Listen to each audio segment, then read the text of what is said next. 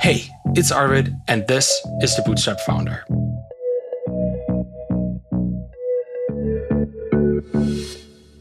I was reading Brandon Sanderson's latest novel, Wind and Truth, when I came across a sentence that stopped me cold. The sentence was, "A stronger current makes for stronger fish." And I thought, wow, that is it. That's exactly what entrepreneurship is. We're constantly finding these currents that either help us, they facilitate what we want to accomplish, businesses we want to build, the lives we want to create, or they oppose us, they're trying to sweep us into more dangerous waters. These currents change all the time. They vary in strength, and that depends on where you are in your journey. And I guess they're mostly invisible until we learn to actually feel them. And somebody on Twitter asked me what my top 3 currents were after I shared this thought and this quote. And it turned out to be quite a revealing exercise going through this, trying to assess what I'm exposed to, what I'm dealing with, and how I'm navigating these forces. So let me share with you today what I've encountered and discovered about the currents that are pulling at me as I'm building Podscan. The biggest current that I've felt over the last year and a half as I've been building the software business is the rapidly changing technological landscape. As a software entrepreneur, I think we're just permanently exposed to new technologies here. And there's always something that you might want to learn, always something that could give you an edge if you figure it out or leave you behind if you don't. And when I was a salaried software engineer back in the day, it was so much easier to get really good at the craft of engineering. All day long, I was dealing with that one particular tech stack and was optimizing my approach to it, understanding it better, implementing everything that needed to be built in that stack. But now as a founder, there's this fleeting nature of projects and the volatility of early stage software businesses. That means pivoting from one stack to another is actually quite easy. And it's not just easy, it's often necessary. And speaking of navigating new technologies and finding the right tools for growth, if you're an app business and you're seeking growth channels and strategies beyond traditional app stores, Paddle.com is sponsoring today's episode, and they're offering something really valuable, a 5-part series filled with actionable strategies for app developers who want to drive revenue beyond the app store, which is always a good idea if you think about the walled garden nature of these things. It's essentially a blueprint that they present with like modern web monetization for app companies. This series is limited, so if this sounds like something that could help you, register now at paddle.com to secure your spot. Link is in the show notes. Now back to those technological rapids that we all face. Think about it. When you're building a business, you might need something like time series data or some kind of vector database that may not be as established as a technology, but is perfect for building with new tech, particularly embeddings, vector stores, the AI stuff like RAGs and all of that.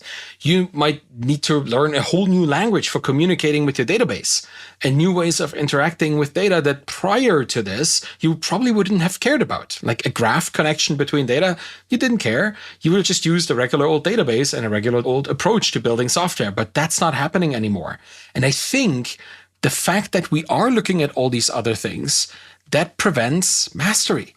That is a big, big problem when you're constantly incentivized to switch tech, to learn new tech, to implement new technology into your business immediately when it appears, because you need to stay on top of what the early adopter crowd is interested in, because that's who you're building for. And they want new tech, new ways of dealing with tech, new ways of presenting data, new ways of accumulating data. It makes it very hard to become really good at any one thing. And this is particularly hard when you're in the early stages of building a business. You're not only exposed to all the potential fancy technology, and I don't just mean software stacks, I mean things like AI, agentic coding, vibe coding, things that build software for you, just new things. But you just don't know about all of these things. You don't know what this technology is really like, what the nuance is, how exactly it works, and how you can use it in an optimized, high efficiency way. So how do I resist this personally? By choosing really solid fundamentals for my own business adventures. Always have been doing this. When I recently built the Podscan Ideas Vault, which is a layer of software that started on top of Podscan's webhook API that constantly extracts all kinds of business ideas from hundreds of podcasts all over the world, I needed to build a new data storage system for that. And there I was thinking, what am I going to use? And I kind of fell back into, I'm just going to go with what I know. I'm going to go open up a PostgreSQL database. It's going to be maybe a Redis cache, and that's it. I'm not going to go into document-based databases. That could have been something because there's a lot of JSON data, or even like a dedicated vector storage because there will be embeddings. I'm going to choose Postgres because it kind of has this built in. You can handle JSON well in Postgres. You have pgvector, which is a vector storage that you can do these vector calculations in. But in the end, it's always going to be a relational database. And that's something that I have like 20 years of experience with at this point. And it was a pretty good choice because it allowed me to just build the thing that I wanted to build and not feel compelled to yet again learn a new thing, like constantly learning new things all the time just because we're trying to build this extra 5% efficiency. It's really not worth it. So my recommendation here, and this is very personal, but that's how I've been doing it, just go with technology that hasn't changed based on hype, that isn't just there because people are hyping it up. You should be making this choice based on the effect and longevity of a piece of technology. If it's been around, if it's been safe, then it's also a safe choice to make. If you're a Rails developer and you want to build a new business and you think you might try something else, just default to Rails. Please just use what you know. And even though you could go into PHP, use Laravel, or go into JavaScript, use Next.js or whatever, have fancy new automated, complicated build systems that are super weird. It's all great. It's all wonderful. It's great that this stuff exists, but could well be a thing if you wanted to use it, but you don't have to choose this technology because it's there and because everybody else is kind of using it. You should choose the one that you already understand that helps you build the thing you want to build. And this makes it easier, particularly if you look at how AI coding is such a normal thing for most people now, right? Even though people don't always use agentic tools, they will use autocomplete. That's always been a thing, I guess, IntelliSense and all that kind of stuff. But knowing if an autocomplete suggestion is good, if it's something that is going to benefit your project or break it, well, that is only possible if you have an understanding of the underlying framework and system. For that, you should always go with the thing you know, because if you try to autocomplete and prompt your way to a stable piece of software, you have to kind of rely on the AI's understanding of stability, and that might not be what you need. And if you don't know anything about coding, if you're just going to start learning the technology, learning to code while building a business, well, then going with a widely adopted and widely popular system like Laravel, PHP, or Ruby on Rails probably is a good idea. The reverse Lindy effect is real for all kinds of new technology. Technology that hasn't been around for a while, that's rather new, has a high risk of not sticking around for longer, because the Lindy effect, its inverse, says that if a technology has been around for a long time, it will likely stick around for equally as long, for many reasons, right? The inverse of it means if it's rather new, then it's volatile. You might run into software that just stops working after a while because it just didn't get the traction people thought it needed, particularly in the vibe coding universe. This is probably going to happen. I think we saw it with, Windsurf that got acquired and then all kinds of weird things happened. Now, that's not necessarily exactly vibe coding. It's just AI-assisted coding. But tools like Lovable and Bolt, they are fighting it out. There is an arena and only a couple of those are going to remain. So if you have a project on any of these, you better understand how to self-host this or get it hosted somewhere else as a backup. These things are really new and they might be gone in a year from now. Now, that's current number one. Technology is weird. It's pretty much what it is. Technology is fast. I can't stop it and it happens to me, so I have to deal with it. The second current that I feel for myself is both a blessing and a curse. Software engineering is being heavily commoditized. It's so much easier to build software now. So much faster to create working monetizable prototypes and clones of stuff. And this has been a boon to the indie hacker community. Solo founders can start small niche businesses like never before, like get them into a point where the prototype can be monetized very early. But here's the undertow to this. It's just as easy for anybody working at a larger company with deeper pockets to build the same thing using the same technology. Your idea can be copied, can be duplicated, and just out-executed by somebody with more time or resources. The red flags in B2B software building are still there. People in those companies, they need clearance for projects. They need to write specs and build integrations or whatever. But the barrier to entry to even get started with this has dropped dramatically. We see this in acquisitions too. Like acquisitions of software businesses, they just take much longer in due diligence because for most companies, it's buy or build, where in the past, it's just been, do I buy or do I not buy? Now they can, for the same amount of money, likely build a similarly well-designed piece of software. At least they think so. And that impacts prices, that impacts negotiation. So that is a real thing. It's all being commoditized. This makes bootstrapping a software business less of a solid defensive moat than it used to be in the past. Unless, and this is crucial, unless you build distribution and a public brand around it, you're going to have a problem. And that leads me to my third current quite directly, the ever-growing need for attention in this increasingly crowded ocean. Now, that's a current that both pulls me along and holds me back depending on where I look.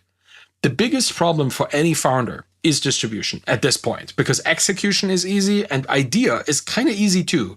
You can have AI get you very far with both of these. It is hard to find actual human customers for your projects now, if you don't have the marketing dollars to just spend on paid advertising or influencer marketing. Once you have that kind of money, that's great. That works, right? It really works, but you get solid leads from spending money. That's the rule. And if you don't have that money, you kind of have to do it organically. You have to build a brand in public, share your business journey in public, attract people. And building in public is still the cheapest way of getting attention on yourself and your business. Finding those first couple customers, finding partnerships and evangelists, all that kind of stuff. But it is marketing. And that's where the strongest tension is for me. I want to stay authentically myself as a founder. I want to communicate very authentically what my journey is as I build my businesses in public. But I also know that every single post I make has a marketing angle. So let me share how this attention currently plays out in my daily routine. Every day before my newsletter goes out, the Podscan Ideas newsletter, I share 1 or 2 ideas from it with commentary on Twitter. And I've been doing this for the last couple of weeks. If you follow me on Twitter, you've probably seen it. I want people to know that, first off, there is a newsletter that might be interesting to them, and this is what they might get. And it's a marketing activity to share what the newsletter does every day. I'm quite aware of this. So it feels performative on occasion to post about this. Every day at 8 a.m., my newsletter goes out, and then I check, okay, what's in there? What's interesting? What could I say about this? And as much as I actually like to see all these ideas, and during the day, I just check it out because I'm curious. I want to get some kind of insight into what's being talked about in the world. That, reaching out on Twitter, that's still marketing. So being a creator on social media will try to remain an authentic human being. That is a current that sometimes pulls me towards my goals and sometimes perceivedly away from them. Right? It's hard to do marketing and stay authentic, and it's hard to stay authentic and do marketing if you're not capable of kind of unifying these two. And another current that I feel very strongly here, particularly in our community of founders online, is being a consumer of social media. I suffer a hard time maintaining a firm grasp on my own journey when everybody else's journey just seems to be flashing much more brightly around me. Social media is highly selective. And people share the good stuff. They rarely share the bad stuff. So what we see is kind of this echo chamber of positivity. Not necessarily toxic positivity, but it's selective positivity. People share, oh, my MRR went up. That's wonderful. You get a screenshot and, the graph goes to the top right. Here's that. And look at this. This is how I did it. I don't really see too many people sharing when their MRR goes down and with the screenshot that comes from that. People do that occasionally, but it's like 9-to-1 relationship, right? I don't really get to see them that often because people don't share them. So what we do see is that everybody, or mostly everybody, is doing well. And you just don't get to see the struggles because they're not posted. And my own reality, where every day the MRR graph goes up and down as well, like there's always some movement. Either way, it's a 50-50 chance. Well, that's not represented in the social network around me. And if it's not represented, I cannot perceive it accurately. And if I can perceive it accurately, my own journey is colored by a distortion. And it doesn't even have to be envy or jealousy for this to affect you. It's like Plato's cave. We're looking at shadows on the wall. What we see are mirrors, silhouettes on the wall, and the reality is something behind us that we don't necessarily get to see because we only get to see the wall. And quite literally, the Facebook wall and the Twitter feed, right? It's very selective. This kind of discrepancy is a strong current that I feel can often motivate me because I see other people doing well. And I think I can do that too. I want to get there too. What do I need to do? And then I do it. But it can be disheartening in moments of doubt and moments of perceived failure, lack of success. It's a strong feeling when it seems like everybody else is doing so well. Final current that I found, and this is particularly hard, is the pull of work-life balance. I try not to spend all day working. I've been focusing more on balancing my own mental stability, which I derive from being with friends, family, from reading, from having hobbies, playing with my dog, yet combining the lack of technological stability with the pressure of social media presence.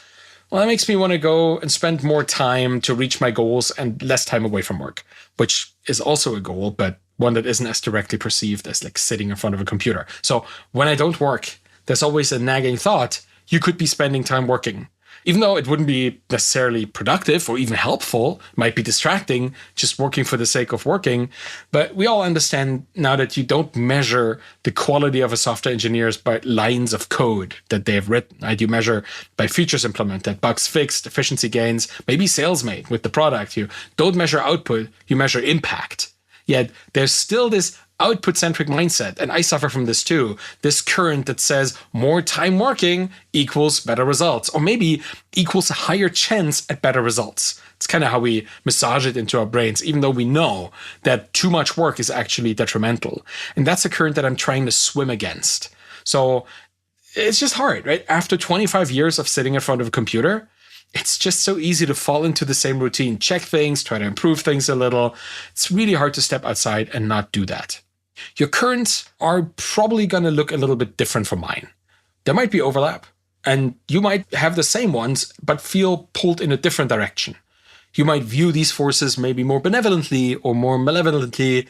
But here's what I think is important about all of this. It's just realizing that these currents actually exist, because they're often internally validated, but they're mostly external forces that are acting upon you. People will share their MRR graphs and stories with or without you. It doesn't matter. Rapid developments in AI and frameworks, that's not your fault. The fact that this causes more competition, also not your fault. The fact that you picked an industry that now sees, for some reason, many people trying to build in it, that is also not your fault. These are external forces, but we make them internal when we allow them to sweep us away without even knowing that we're moving. The important part is to understand that these currents exist, to make them visible, to make them present, so that we can recognize them as currents and not as our own failings. We shouldn't despair when we get pulled in a direction a little bit too much. That's just what entrepreneurship is. You're constantly torn from one side to the other, and you have to make different strokes to stay swimming where you want to be. So a stronger current does make for a stronger fish by the virtue of you reacting to it, but only if you know that you're swimming. Only if you're aware of the water that you're in. So once you recognize the currents, you can choose, swim against them, swim with them, or maybe find the calm eddies where you can rest and reassess, kind of take yourself out of it. You don't have to constantly follow all tech.